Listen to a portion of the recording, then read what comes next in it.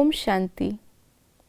आज 25 मार्च 2022 है और आज के अव्यक्त इशारों में दो बातें बाबा हमें अंडरलाइन करवा रहे हैं।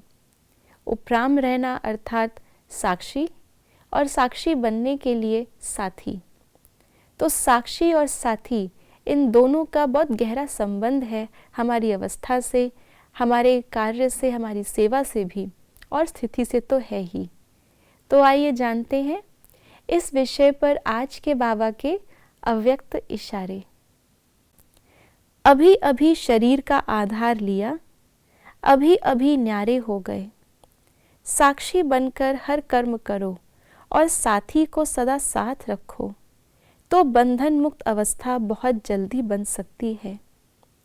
क्योंकि सर्वशक्तिवान का साथ होने से शक्तियां भी सर्व प्राप्त हो जाती हैं, और साथ साथ साक्षी बनकर चलने से कोई भी बंधन में फंसते नहीं, सदा उपराम रहते हैं। तो आज बाबा ने उपराम रहने के लिए कहा है बंधन मुक्त बनना। और बंधन मुक्त कैसे बन सकते हैं, उसके लिए बाबा ने कहा साक्षी और साथी। साक्षी रहने के आज बाबा ने दो फायदे बताए हैं। सबसे पहला तो जब हम साक्षी हो पाते हैं और बाबा को साथ रखते हैं तो हमें बाबा से सर्व शक्तियाँ प्राप्त हो जाती हैं।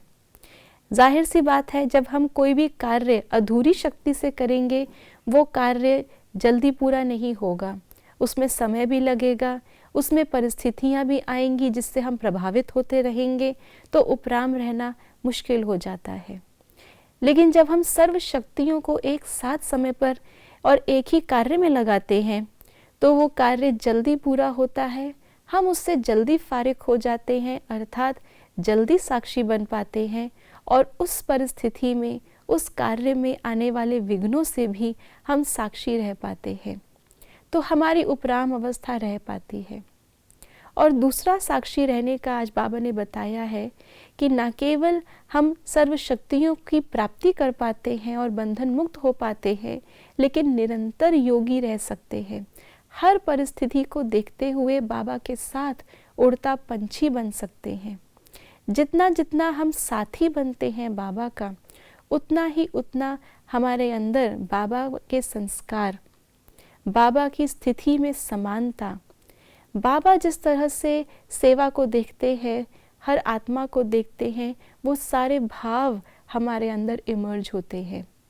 कई बारी हम आत्माओं को दैहिक भाव से देखते हैं, दैहिक दृष्टि से देखते हैं, उनकी विशेषताएं, कमजोरियां देखकर या तो लगाव में आते हैं या टकराव में आते हैं।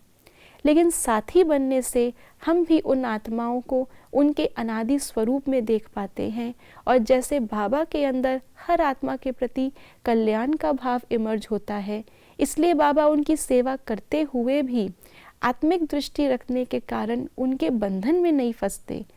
इतना श्रेष्ठ सेवा करते हुए, कर्म करते हुए भी बाबा कभी भी हिसाब किताब नहीं बनाते, इसलिए भी बंधन मुक्त रह पाते हैं।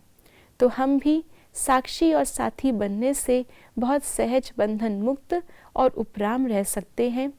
यही आज का हमारा चिंतन बिंदु है कि मैं आत्मा हर कदम में, हर समय बाबा के साथ से सर्व शक्तियाँ प्राप्त करके साक्षी बन रही हूँ।